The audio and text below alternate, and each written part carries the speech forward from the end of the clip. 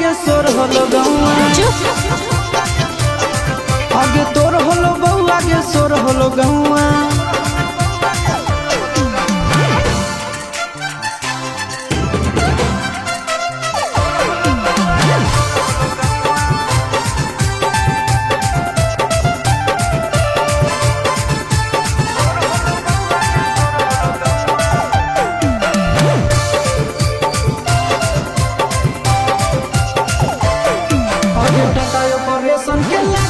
पेट में video viral हो पूरा मार्केट में सुन बोल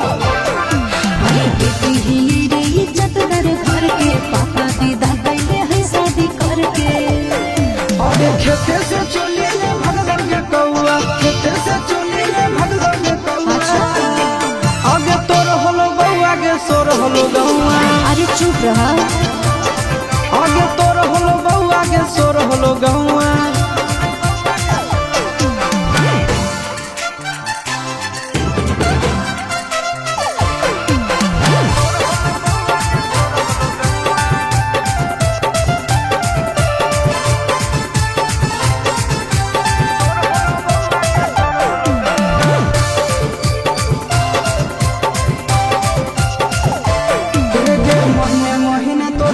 हमरा बोतल को के तोरे भजैया